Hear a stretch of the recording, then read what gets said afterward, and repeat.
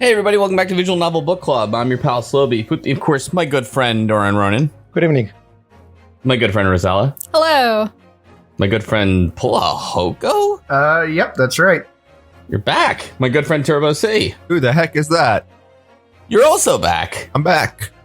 But Jim's gone, so net positive still. We were both implicated for murder, and it took a while to work out. I'm sure. Well, I know just the attorney you should have gone to. We'll have to quiz you to see if you actually read all the things you missed. Oh, okay, great. Like the judge does. Yeah, I take umbrage at that. I'm very tired, but I have notes. I don't think they're very good notes, but I had to wake up very early and stay up very late, and I'm like that punchy kind of sleepy, so please expect very, very good, funny commentary from me. I'm just going to set that bar really high, so I'll never be able to reach it. You're hitting it already. Yeah, actually, before I begin, I have a little follow-up. So remember how, well, two of you won't remember, but we discussed about the production of this game? Yes.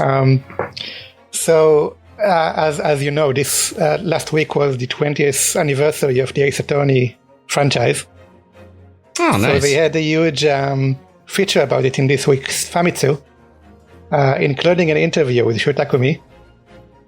Mm-hmm. And what he said there, that this game actually got him into the hospital twice from stress. Oh, no. Oh, no. So they made the first game, and at the point where, and it was like his dream game. He loved Sherlock Holmes and loved writing it. And then when he realized that they didn't have the budget and he would have to cut some of it, jeez, he got so stressed that he had to go into the hospital. Well, so was this before or after the sequel was approved? That was the middle of the production. That was when they just knew that they didn't have budget and they had to cut something. They can't do, and he really didn't have much to cut because he wrote a long story, but it's all interconnected, so it's like, what can you cut, you know? So later they decided that they were probably going to make another game, but it wasn't sure. And then, during the second game, he also had stress issues because it was also a very stressful production, and he went to the hospital again. Well, it seems like a stressful production if he can make his way halfway through it, and then the company can be like, well, actually, we don't have the budget for it anymore. Yeah, it seems like he got too excited and wrote a longer game that they had the budget and the time for. A total Soseki there. Yeah. Whoa. What they should have done is just split the game into two cartridges, and then you put the one cartridge on top of the other cartridge. And then you can play as Sherlock Holmes in the other Ace Attorney games. And Knuckles. I think the problem is basically, too, they were like, I thought you were writing as Resident Evil, because that's kind of like what we're doing lately. So get to it. And then, Actually, I think I would like to see the Umbrella Corporation versus Phoenix Wright. I mean, they already did Phoenix Wright and Professor Layton. I mean, what other crossovers can they do, right? Just that, yeah. And never again. He was in Marvel vs. Capcom. That's true. Oh, you're right. Yeah. Did you ever see his super from that? It's pretty good. I believe Shu Takumi's first game for Capcom, the first game he worked for, was one of the Dino Crisis games. Hell yes. Nice. He didn't write it, but he was a producer. That was his first job at Capcom. That seems like easy mode, or the job you give someone who just started, you've got to produce Dino Crisis. Right. The Resident Evil super popular spin-off during the time when Jurassic Park was out. Good luck, you know what I mean? When you give a new programmer an easy bug, that kind of thing, Also, since I was out, I was fucking right. Iris is Watson's daughter. That's right. Was that in contention? Was that a thing we weren't sure about, or I thought we kind of knew? We predicted what Iris was long ago. Okay. Well, I see. All right. Look. Listen. Yeah. What happens here? So we open up and there's an animated sequence, right? Kind of animated. The usual, except from a Sholm story. Yeah, the sepia tones. Mm-hmm. And the one thing I want to say about that is that the illustrations that they have with it. So they mention how Naruto, or how the Japanese student rescued his countrymen. And the illustration is a very racist, stereotype Japanese person illustration. Yeah. I didn't even look at it. I didn't either, actually. I was kind of distracted. Hunched over with very early 20th century stereotypical Japanese. Iris, come on. Did Van Zeeks draw it? I mean, what's going on there? Yeah, I think you can see that racism is a theme in this game. Is this? Oh, yeah. No, totally. But it seems like it's recapping the first Soseki case, right? It's then someone was stabbed at a cold winter's night by the dim light of the gas lamps or whatever. Yeah, the illustration of the stabbed woman is also very different from how she looks in real life. Yeah, got a very trim lady. So the first half of it is describing the case that we already did. Mm-hmm. But yeah, then it's and then there was a second crime and someone else was murdered. And it gives it the weird thing. The thing that stuck out to me about this intro is that it gave it 3 titles. They're saying people are calling it the haunted apartment of death, which is funny. But one of them is the dread demon of coal gas, which the Doom House. Sorry? That's what people called me in college. That's what we call foreshadowing. Mm-hmm. Yeah, I have a bad feeling I kind of know where this story is going, and I don't know if I love that, but but I guess we can get there. I don't think you really know where the story is going. You probably have some of it, but not all of it. Yeah, I hope I don't, because I mean, again, without getting into it, there's been a lot of this murder was no one's fault kind of thing, But so that's where I'm kind of worried this one's going. Again, I don't want to get ahead of myself too much, even though I just did. But it's my podcast, so whatever. All right. So yeah. We get back to Naruhodo, and he's in, of course, Sholmes's, house, apartment, whatever. House, I guess, right? It's a house. Yeah, and he's no longer allowed to go to the courts as a lawyer, I think. Right, yeah. He can't practice law in England anymore. Which, can we talk about that for a second? Isn't that kind of bullshit? The entire reason is that, the defendant that was on the trial stand just lied and made up evidence, and it's is that really his fault? Oh. He did play top secret recordings in court. Yeah, I definitely thought it was because of the whole, state secrets thing. The judge let him, too. Yeah, he let him do it. If we're really, hold it, Gregson was being a total dick in that, too. I mean, even Von Zeeks was like, hey, let's do this. Yeah, serious. I actually did think it was the McGilded thing, but you think it was, open question, I mean, you think it was the state secret thing? The way that they put it, it was okay, we found out that your defendant lied on testimony and you didn't catch it, so you're going to be reprimanded for that and probably not going to be a lawyer after this. They did say there's going to be serious consequences for it in the one case. Yeah. Yeah. But, and to be totally fair, the reasons that he is allowed to practice law were kind of specious, actually. If we're being, totally honest here. It's I'm not the student that you approved to come over. He was murdered. But, I studied for 60 days and you gave me this weird case that maybe you wanted me to lose or something. You know what I mean? So it was kind of right. So, yeah. It'd be a weird judicial system if they were oh, you knew your client was guilty and didn't just immediately incriminate them in court? Yeah, right. That's another thing, too, where it's actually... There's a thing, actually, I think in real law, though, there's some oath you take as a lawyer that's you actually shouldn't defend a client to be guilty. You have to refer them somewhere else, or you should never ask, kind of thing. Granted, there's nothing, I don't think there's anything legally binding about it. I think it's a Hippocratic oath kind of deal, but. Or wait, maybe it's some officer of the court thing. I don't know. I'm getting it from an episode of Better Call Saul, so don't trust my legal advice on this one, but I'm just saying. I think the idea is that if you have knowledge that impedes your ability to do the job, then you can't really do the job.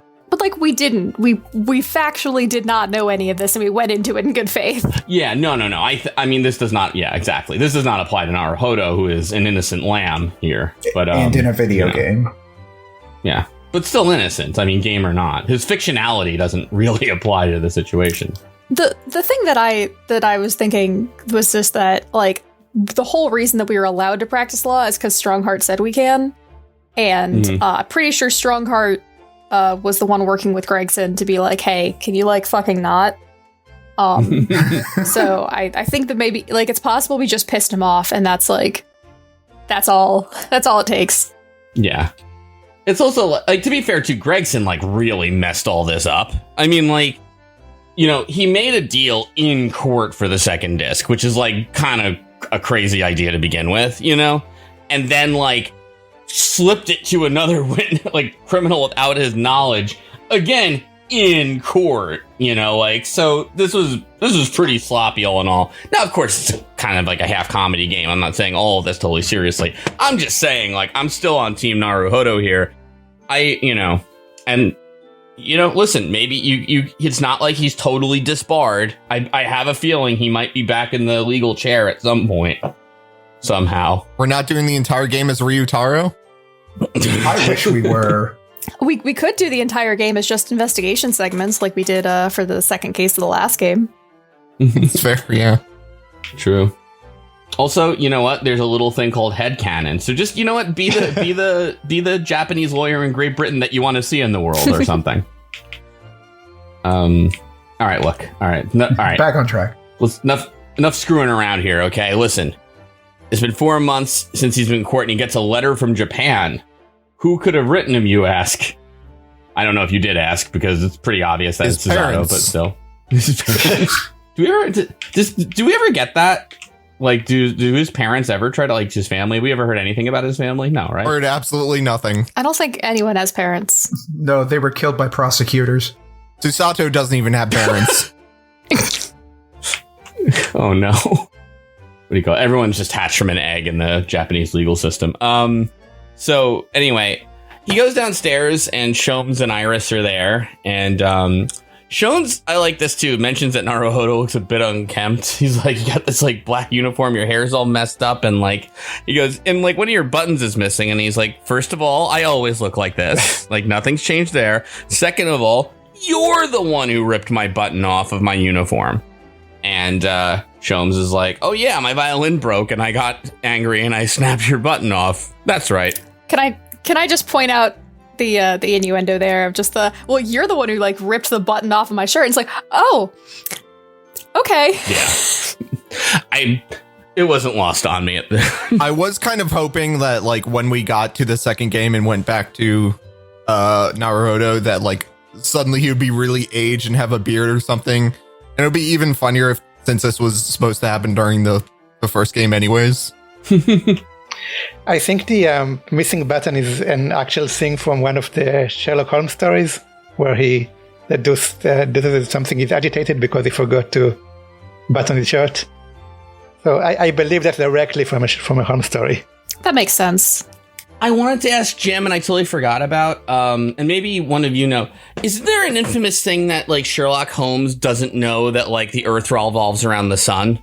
Or like some basic fact, like not like he's a flat earther, but like Watson's like completely like shocked but to learn that. And then Holmes is kind of like, it doesn't make any difference to me or my work. So why the hell would I ever care about something like that? That sounds familiar to me, but I'm not 100% sure, but I definitely heard something like that somewhere. I haven't heard it myself, but I hope it's true now. Yeah, yeah. Sherlock Holmes' sun revolves. That you appear to be astonished. He said, "Yeah, he didn't know that the Earth traveled around the sun." Yeah, according to this, yeah. I mean, that certainly makes sense for this characterization of Sherlock Holmes, who is a dumbass. Well, actually, the real Sherlock Holmes says, "Now that I do know it, I shall do my best to forget it." And yeah, okay, that can actually be important during some cases. He goes into this whole horrible explanation. Like, Sherlock Holmes sounds really annoying in the real Sherlock Holmes, and like just like about how it's like this is clutter for your brain, and then Watson's like, but the solar system. He goes, what the deuce is it to me? You say we go around the sun, we run around the moon. It would make not a penny worth of difference to me and my work. Well, geez, I keep getting derailed. I'm sorry. Anyhow, so Susato wrote us, and she wants us to like investigate the second case with Soseki Natsume even further, the one about the haunted lodgings. And Shomes, of course, who is awesome in this game and not what I just read, is just like, he's like, what case? Like, he kind of barely remembers it, which is awesome. Who's that? Yeah. Well, he did told us never to talk about this case to anyone, so I suspect that he does remember it this time and he's just acting. But he didn't say that for the first one, like, the first case. He said it for the second one, which we are going to go through. Yeah, you can. But at this point, by the way, I don't know if anyone did this, but you can also go to your room and look at stuff. I can. Yeah, I do that all the time. And there's a shovel missing. No, I never. Yeah, but whatever you look at is basically everything. Has Yonosuke thinking about how much he misses Susato.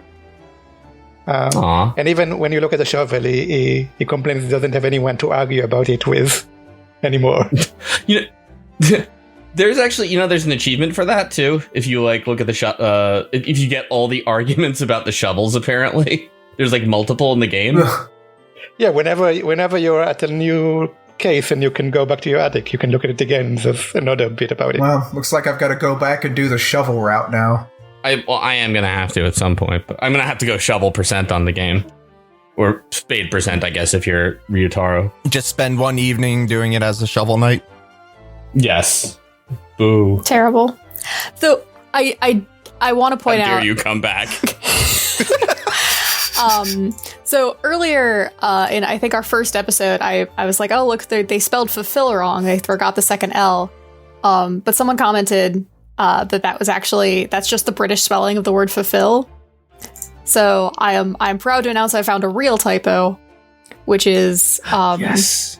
We're talking about. It's like we learned why Miss Susato suddenly told 4 mouths ago that she had to return to Japan, and it says mouths instead of months. No, that's just how they say months. Eat shit, British legal system of the 19th century or something.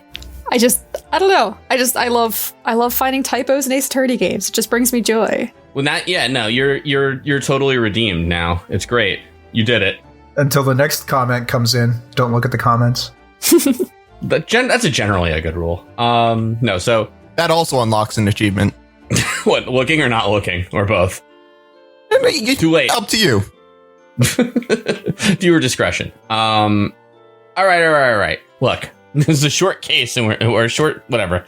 We're short on attention. We have a flashback.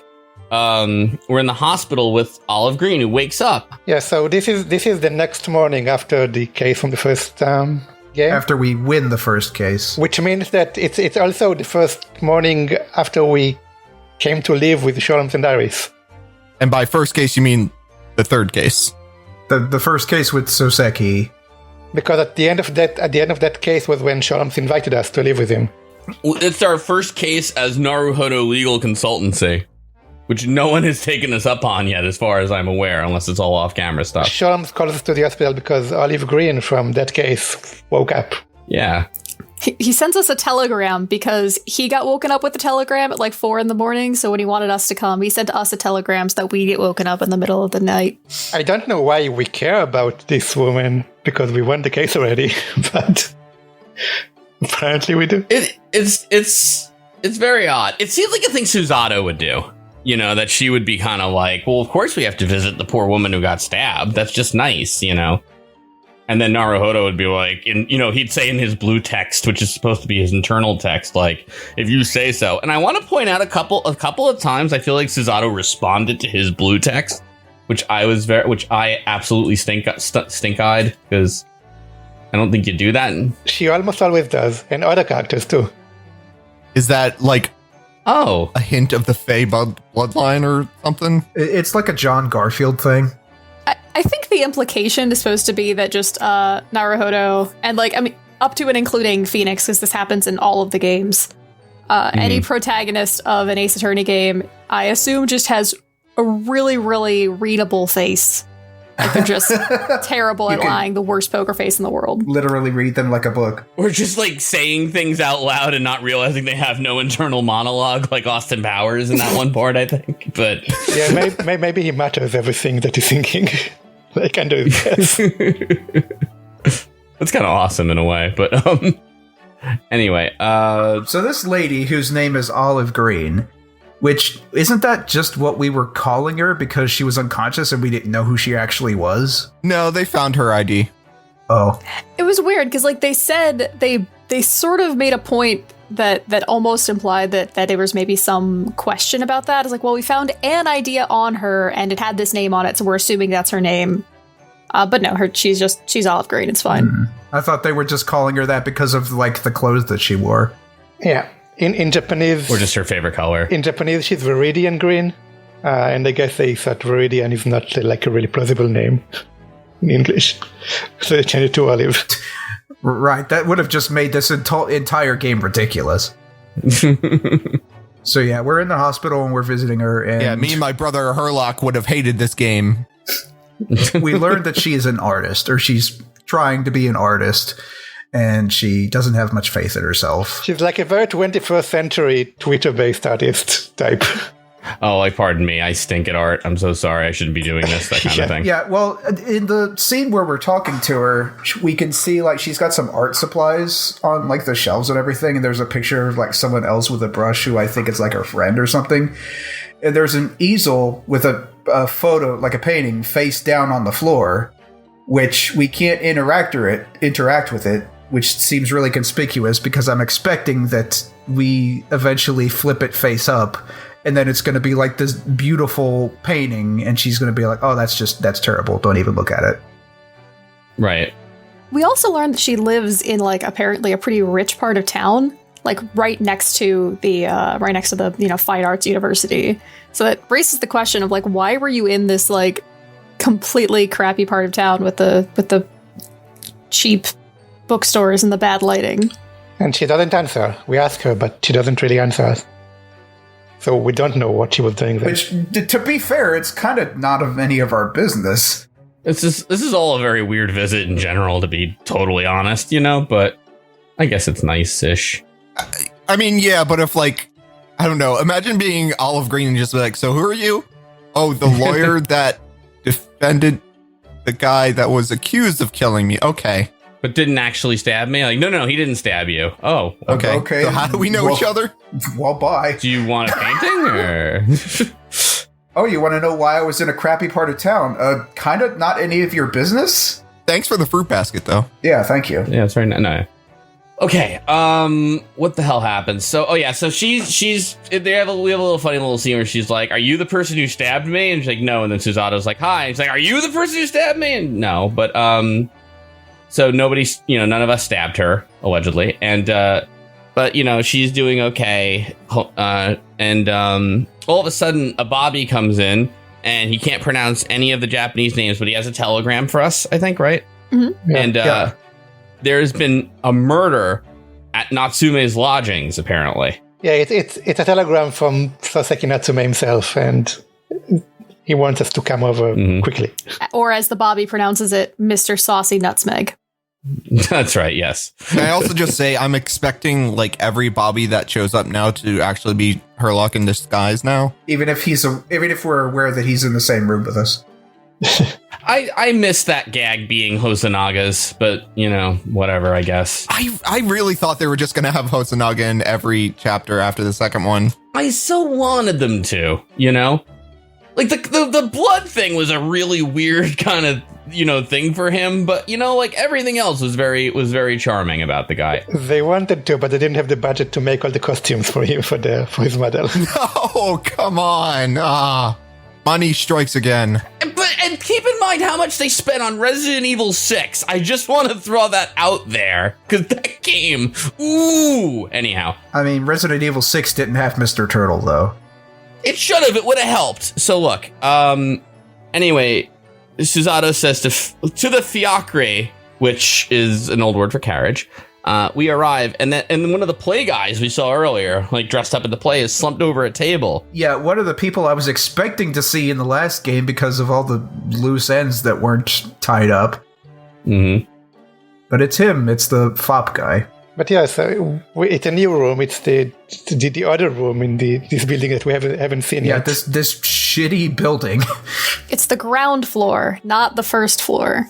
Yeah, and there's a dead body there, slumped over the table. Of course there is, because why wouldn't there be? Oh, yeah, right. The British do ground floor and first floor is different things. Not this again.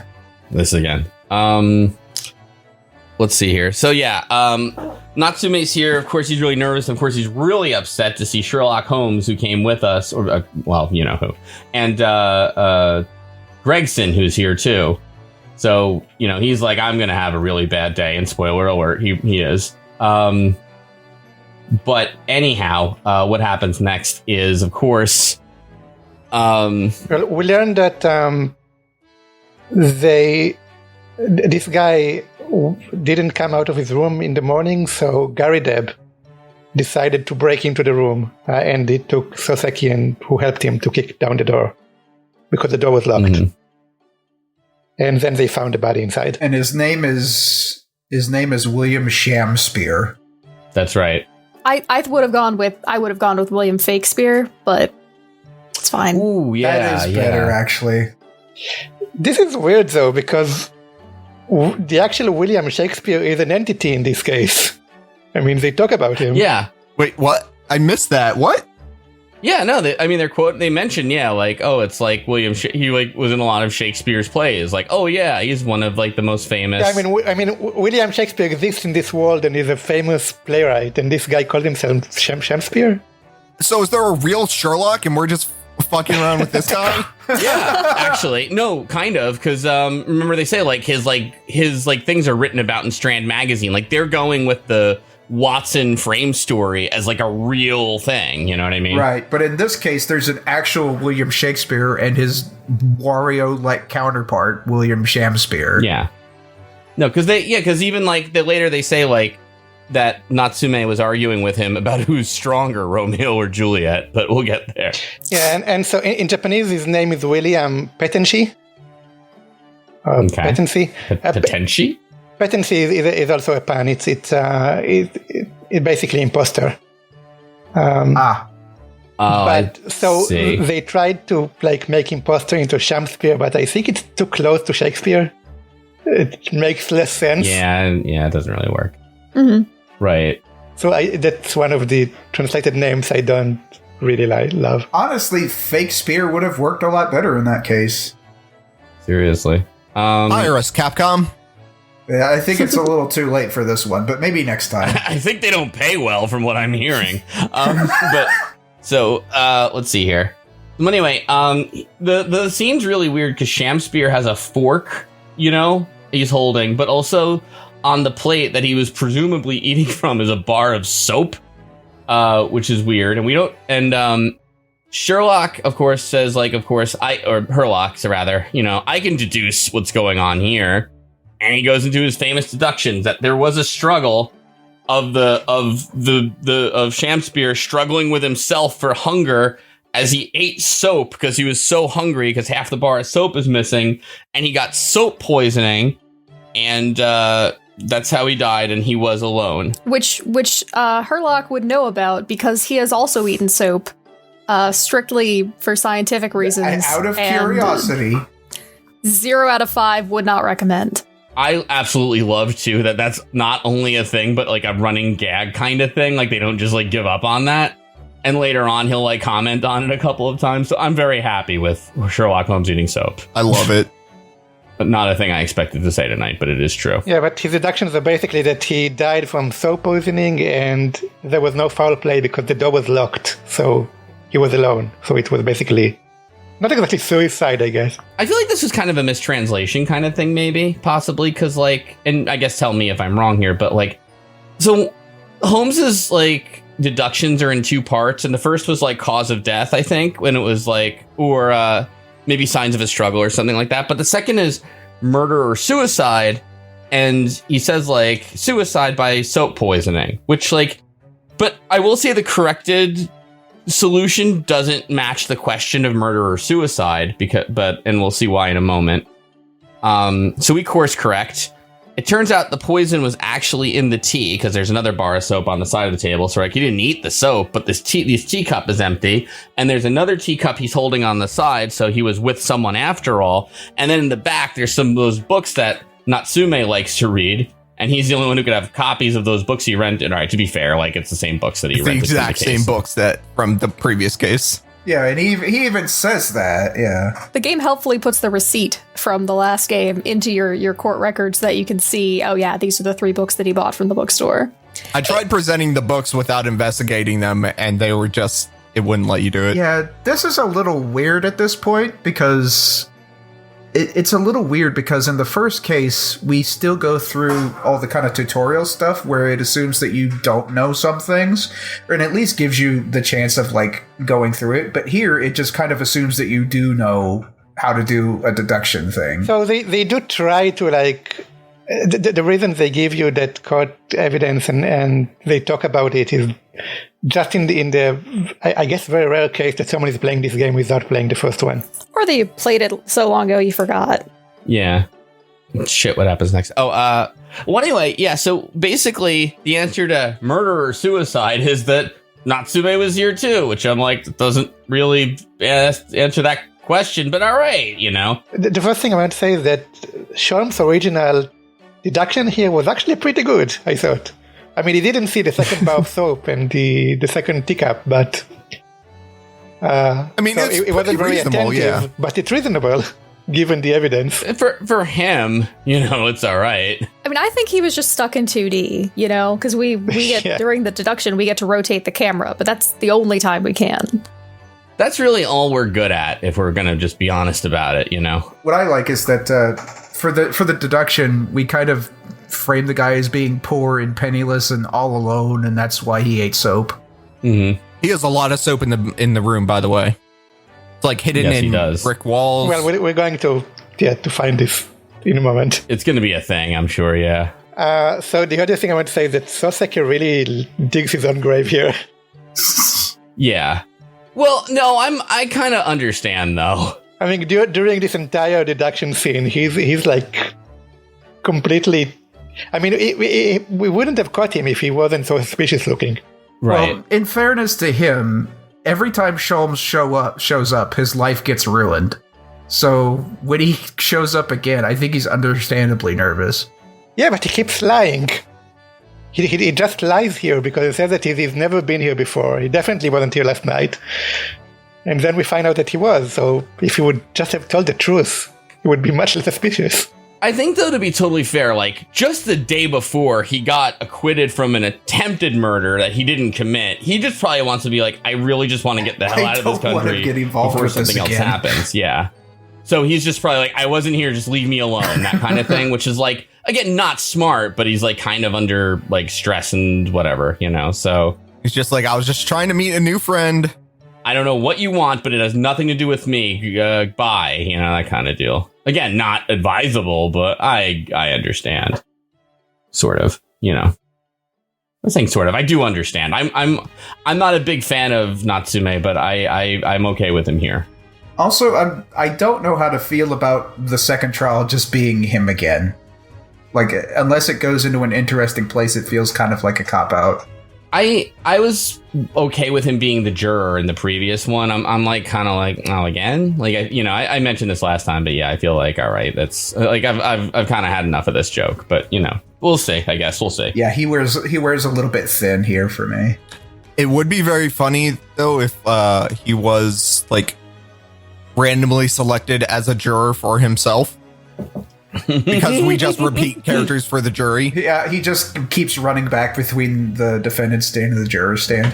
Or Von Zeeks and Naruhodo are both jurors, and it's just totally weird and complicated and hard to follow. And the sexual tension, I mean... Right. Mwah. That was me doing a chef's kiss, not just randomly kissing like the air. But anyway, whatever. So, where was I? Okay, look. Now we get to investigate the room. Yeah, because Gregson is taking Natsume in, and we get to investigate, and Gregson does kick us out at some point. But what do we find? We find, I think, like something in the what was it, in the window, right? Like the window's all messed up. You could take out a couple bricks. Yeah, they don't have the mortar around them. Yeah, the window's bricked up, of course, due to the tax, the aforementioned window tax, and they're loose and there's soap behind there. Yeah, which I'm trying to figure out what... I mean, that's obviously some kind of smuggling thing, but I don't know what it could be just yet. Yeah, like they turned the soap over and it's got like an emblem on it, which... there's a lot of stuff that's going on here where it's more conspicuous that we aren't looking at it or we're not looking at it close enough. Like, we didn't look at the painting that was face down on the floor, and then we turn the soap over and there's an emblem, and I'm guessing there's something in there that we just haven't looked at. I mean, yeah, it's an Ace Attorney game too, so we're like not going to find out till trial. Then it's like, oh, I should have been paying attention, that kind of thing. But we find a gas meter too in the house, a coin-operated gas meter, which is interesting. Yeah, we learn about how the gas system works here. You have to pay for an hour.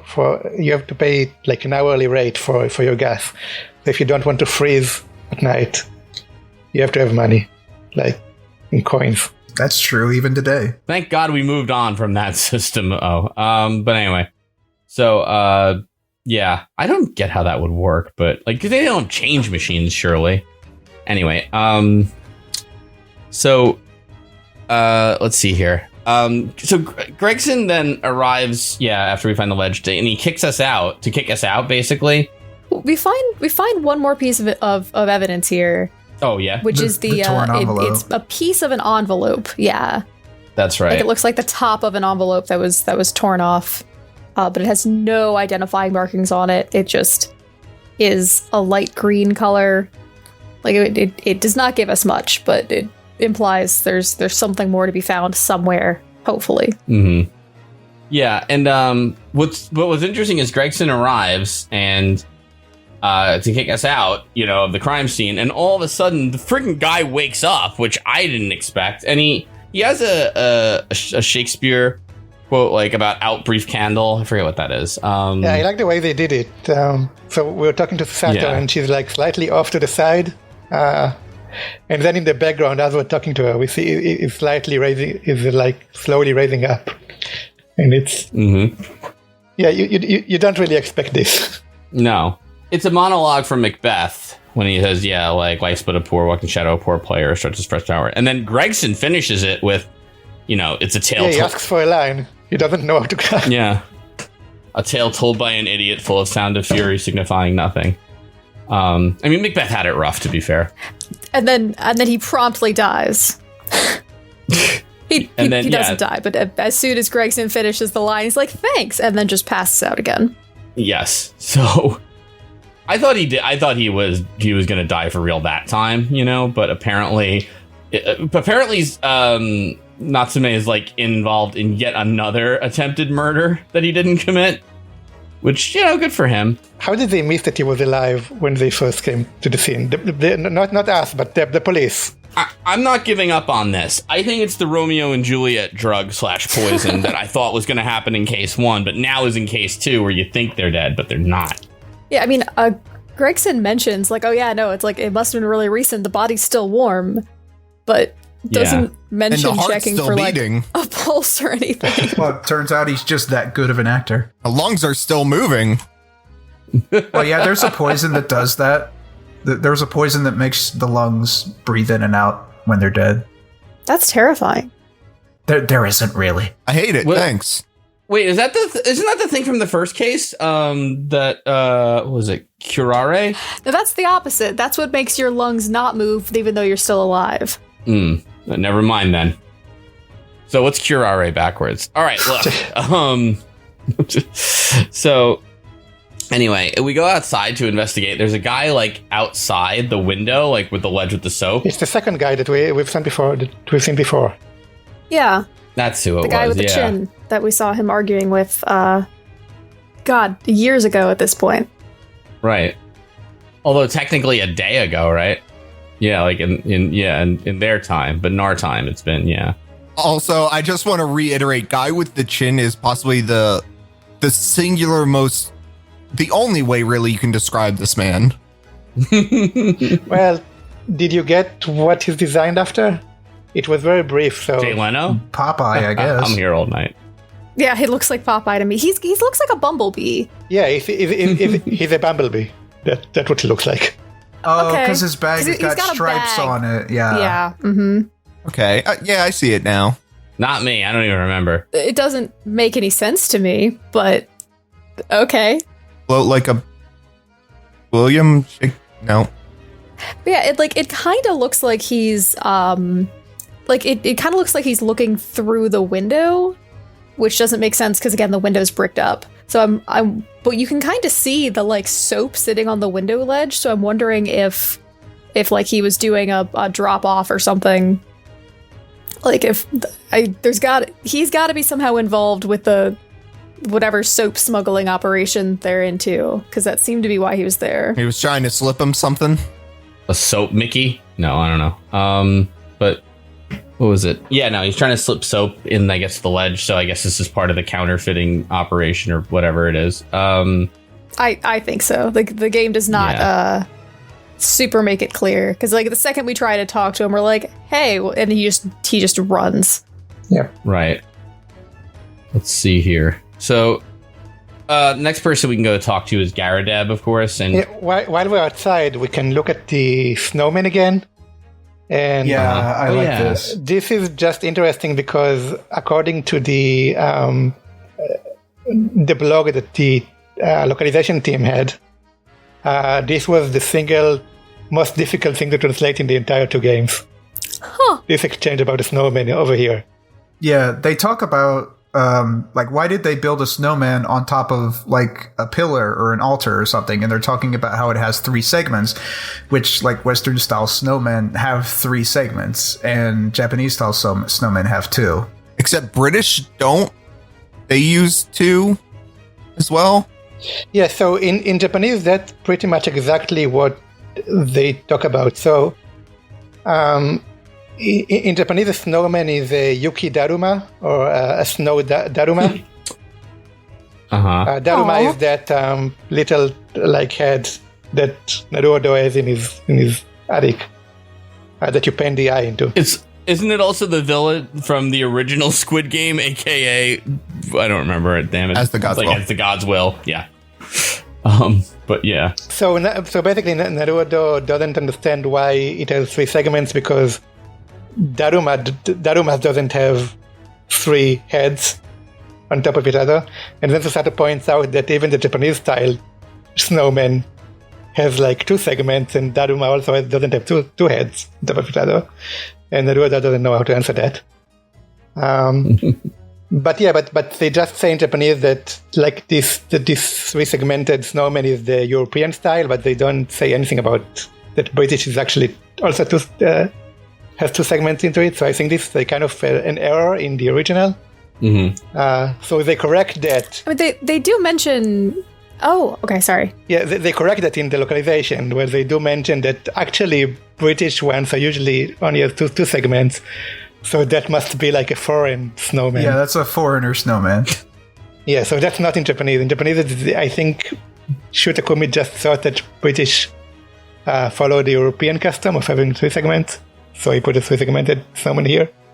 What a terrible writer. The localization team did some more research, or maybe they just had a British person on it. So they both had to take out the discussion about Daruma because they thought this wouldn't work with English readers. Mm-hmm. And they had to fix the problem that it's like a snowman with 3 segments in Britain. You know, I'm surprised at that point they didn't just edit the snowman out. I was thinking that too, or edit the snowman. You know what I mean? Like redraw it a little bit, but I guess budget. Yeah. Yeah, I didn't really realize that Japanese snowmen were 2 segments, like in any other game, until like they pointed this out. I didn't know that British snowmen were also 2-segmented. Yeah, that one was almost weirder to me. I didn't know that either were 2 segments. Now that you mention it, I don't think I ever knew that until now. Even I kind of glossed over what they were talking about. I still don't even remember. I'm learning so much about snowmen. What the hell are snowmen? That's really all that matters. Yeah. All right. They're these 8-segmented creatures that you find in winter. They're horrible. Anyway, so now we go see Mr. Garideb again. Yeah, Garideb doesn't have a ton of information, although we do finally find the answer to the question, like, are you spying on all your tenants? Because, again, he seems to know exactly, like, when that guy, like, didn't wake up or whatever without having been there. And that did come up in the last game, because his wife seemed to know details about her tenants that she shouldn't have. And we ask her about it, but they kind of never answer us. And now we get the answer. And the reason we ask about it is because it's like, yeah, you said he usually got up at 5 for some reason, but you knocked down the door at 5:30. Like, isn't it possible he just overslept? Like, what? Like, why would you go to such drastic lengths? And he doesn't actually answer that question, but he does explain why he knows people's comings and goings. Yes, because A, he is nosy, but B, it turns out you're on a shared gas line, which means when anybody uses any of the gas, like for a lamp, it like makes all the other gas lamps in the building dim, and vice versa. If you lower it, they brighten. It's like when you flush a toilet when someone's in the shower. Yeah, exactly. But with gas. It's much less dangerous. It's very true. You shouldn't flush a toilet with gas. No, you shouldn't do that. Unless you're in space, and then that's the only way you can do it. But that's a different story for a different podcast. But anyhow, where was I? So yeah. So this basic kind of thing is now you're probably going to be to tell, like, okay, if and when we get to go to trial, this is probably what's gonna be an important factor is, the gas coming on and off. So, spoiler alert, I'm sure. But at any rate, he even mentions that, like, the second or the first floor and the ground floor, like, use different amounts of gas so that, like, he can tell which floor is turning on or off, depending on, like, how much the light dims or brightens. If they turn off the gas, then that'll, like, have a surge. Again, seems super safe. So, like, he's got the full download on when people are using or not using the gas. Right. Yeah, so that's pretty much all he had, I think, information-wise. So with that, we go to talk to our good friend Soseki, who, again, is like, my life is cursed, and I kind of believe him on this one. And things stink, and I can't believe all this stuff. And, he admits, like, look, I was, like, kind of freaked out, and I went to argue with the guy about who's stronger, Romeo or Juliet, and he contends his side won the argument. Because we even go, like, so you were so mad that you lost the argument that you poisoned him? And he's like, no, I won the argument. Team Juliet won, He's not wrong, though. Damn straight. Yeah, he's not wrong. Juliet is definitely stronger than Romeo. Wait, how do you figure? Let's have this debate now. Let's do it. Come on. Yeah, we give both Romeo and Juliet have a gun. So who wins? We're not doing the DiCaprio version. I'm sorry. No, it's a sword. I mean, she's the one who faked her death, right? And then, which is pretty badass. And then Romeo just came down and saw that she was dead and was like, well, guess I better stop living entirely. Which I guess admittedly is also the thing that she did, like, 1 minute later. But she had to go back down into, like, a graveyard and pretend to kill herself first. And that's pretty badass. Okay, and also the way she does kill herself. Oh, she stabs herself too, right? Yeah, Romeo just poisoned. That's pretty, all right, that's pretty hardcore. I have to say the line, oh, happy dagger, is pretty badass. Yeah, no, this seems pretty cut and dry to me. To be fair, actually, though, I mean, Happy Dagger is a brand of dagger that Shakespeare had to do for ads. Oh, yeah, product placement. So, let's see here. So Happy Dagger. Oh yeah. So so this is where I was starting to be like, oh no, because one of the things that Soseki mentions is, like, he's cursed. He feels like he's being choked every night before he goes to sleep, and I'm like, oh, not the fucking gas, So, like, gas is involved, somehow, and probably, like, being smothered with coal gas and all that fun stuff. You know what I mean? So. I think that's pretty much it, though, right? And then it's like, all right, screw it. We also learned that his room was so cheap because someone died in it. I think it might have been multiple someones. At least one person, the previous occupant, died in mysterious circumstances. He choked on gas. Is that what we're going with? Because I think that's what we're going with. But. Don't say it. Maybe some people haven't figured it out yet. She died from how great the savings were on this apartment. Oh. So he switched to Geico and yeah, so what else happened? That must be a great Geico slogan.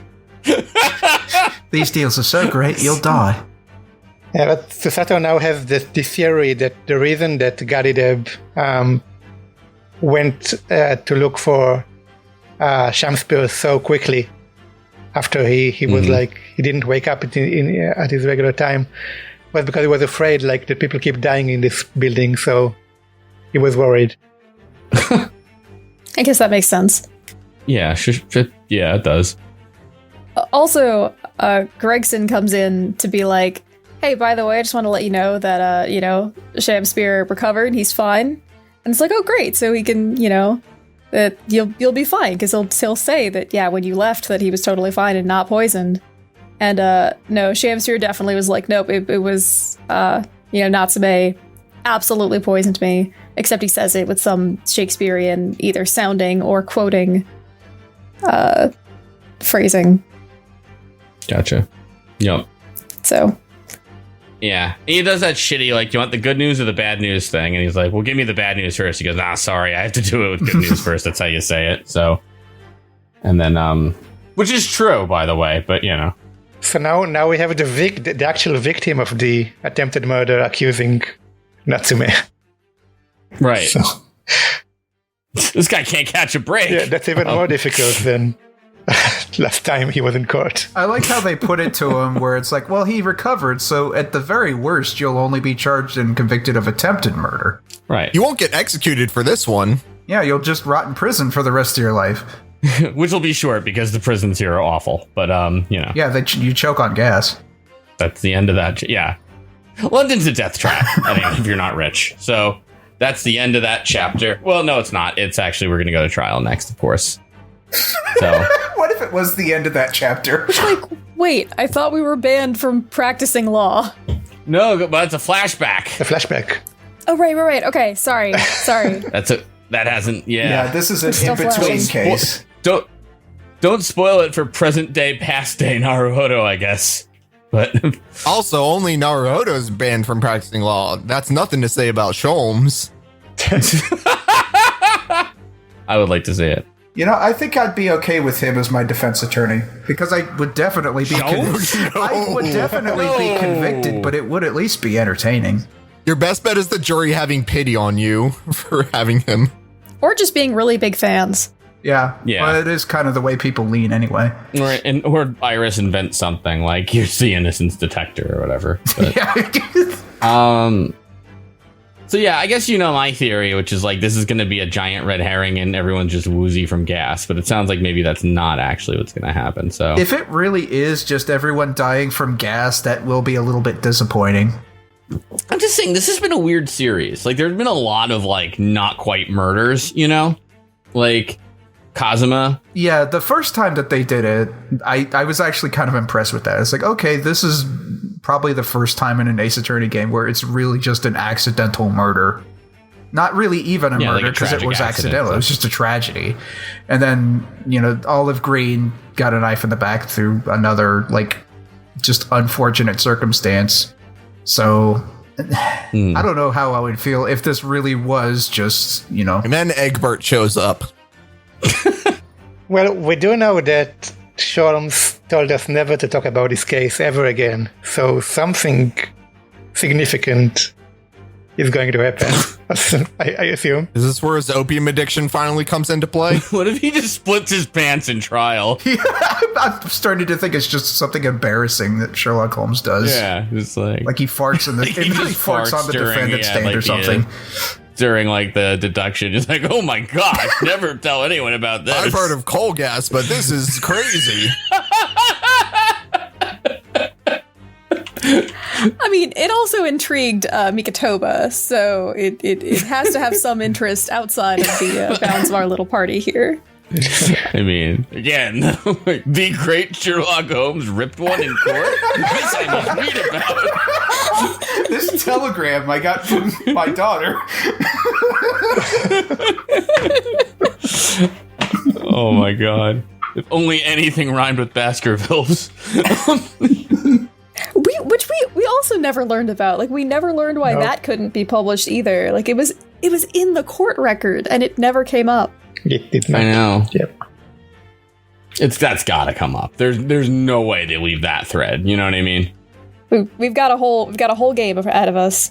Yeah. Well, maybe we'll finish this one. It'll be like, oh, wait until you play the next Ace Attorney game in 5 years. And there isn't an Ace Attorney game. And then it'll be that Berserk anime all over again. The first bad one. And I'll be so upset. But let's hope not. Tune in next time. Well, next time. So this is a 2-day chapter. So I think the trial segment that we're going to have right now is pretty brief. So I think what we should do is read both the trial section and the investigation section that follows it. Okay. All right, I can do that. And then the second trial of this chapter is much longer. This one is like very short. I see. Well, all right, folks, tune in next time and you'll find out what the heck's going on with gas. I guess. All right.